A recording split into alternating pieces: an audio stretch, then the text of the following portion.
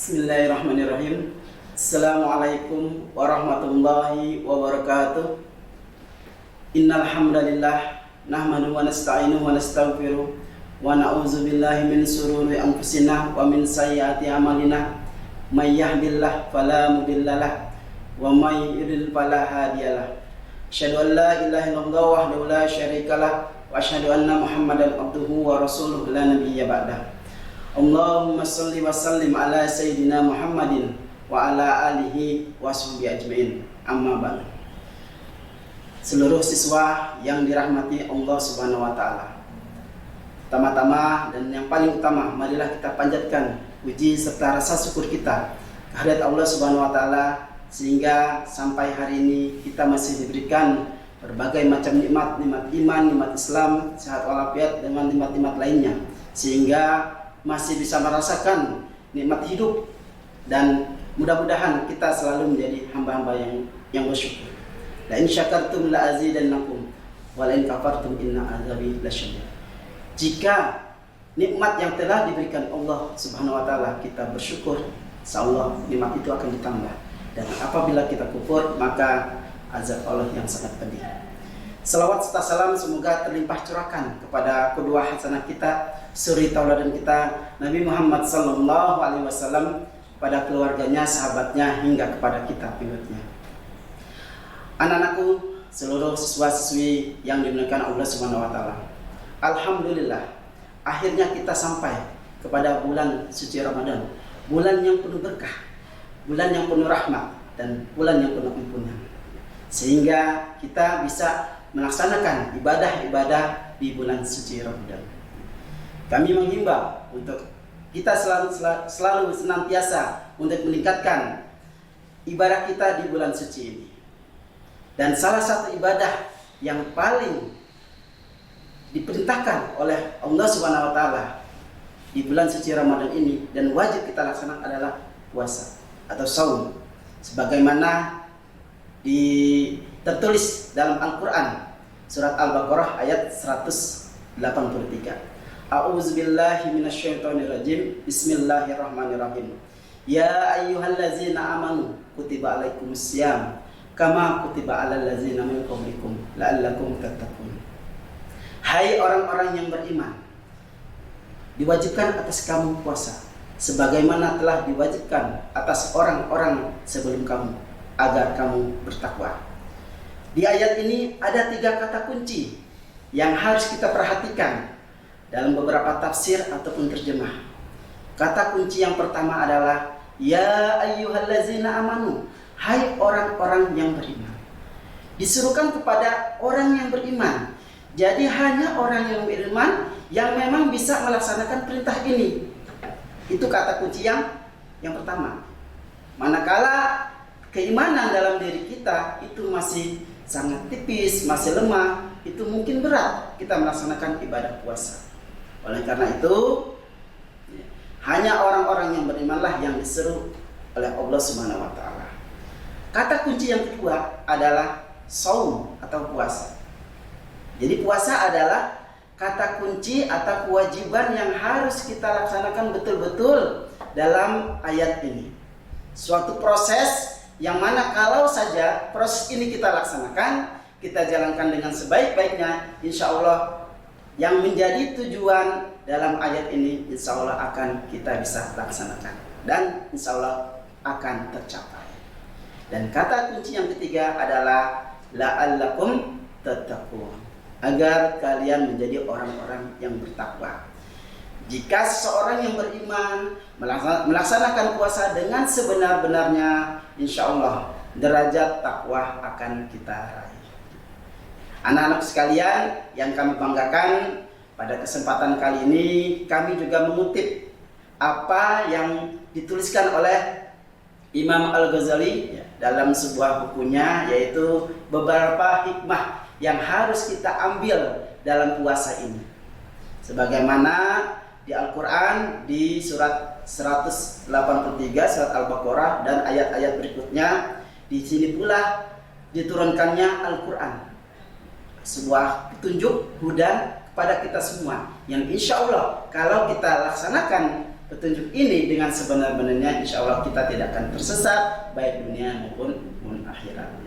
Nah, dalam surat Al-Baqarah ini beberapa hal disampaikan oleh Imam Al-Ghazali mengenai hikmah dari berpuasa. Jadi berpuasa adalah proses.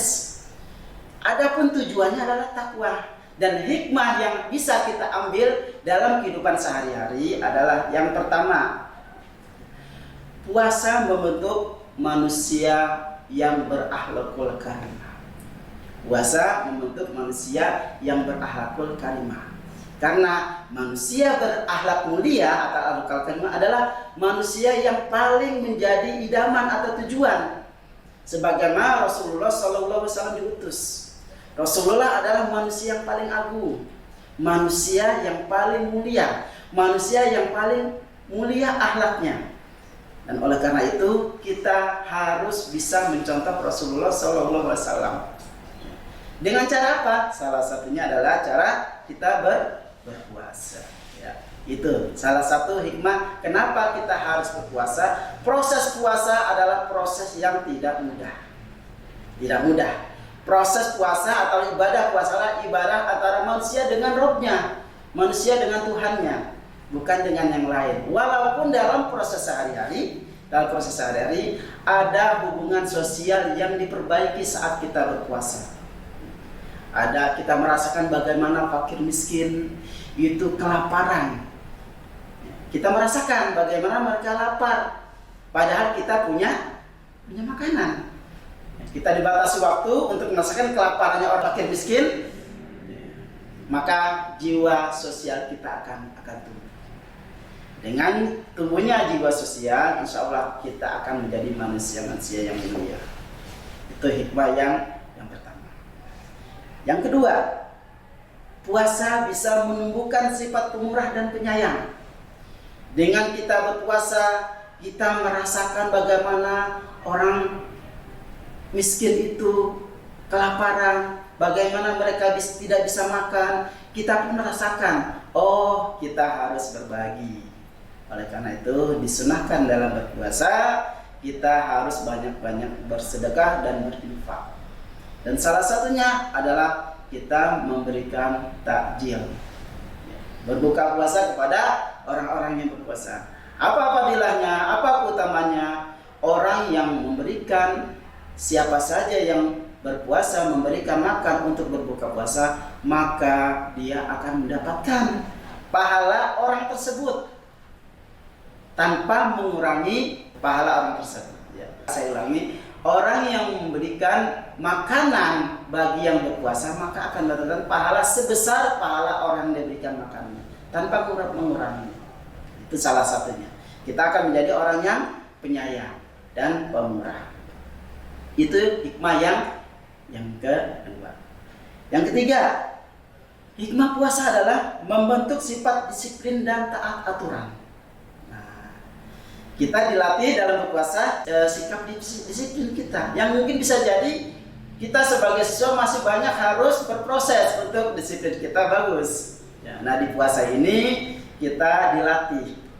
Sebelum azan maghrib, siapapun orangnya, dimanapun tempatnya, apapun situasinya, maka dia tidak akan pernah mau berbuka puasa. Walaupun tidak ada orang lain, walaupun tidak ada orang lain di situ, dia tetap tidak akan berbuka, tidak akan makan, tidak akan melakukan hal-hal yang membatalkan puasa. Kenapa? Karena ada Allah Subhanahu wa Ta'ala yang selalu melihat.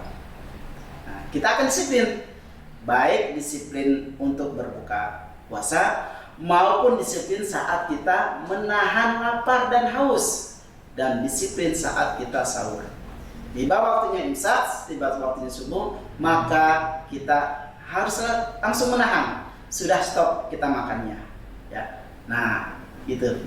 Jadi disiplin yang harus kita lakukan dalam puasa, insya Allah akan berpengaruh pada disiplin-disiplin kita saat kita di tempat lain dan seterusnya lain, terutama siswa. Nah, disiplin apa? Misalnya seorang siswa tidak akan pernah mau menyontek ulangan ujian. Kenapa? Karena bukan hanya ada pengawas di situ, ya, yang ada di depan kita, tetapi ada Allah Subhanahu wa taala yang memberikan, yang selalu mengawasi apa yang kita lakukan. Jadi disiplin kita bukan takut karena guru, bukan takut karena pengawas, karena takut oleh Allah Subhanahu wa taala. Ya, itu hikmah. Kemudian taat aturan. Pun kita taat aturan, kita sholat, kita bersikap baik, kita jujur, itu akan terbawa ketika setelah kita berpuasa dalam kehidupan sehari-hari. Ya.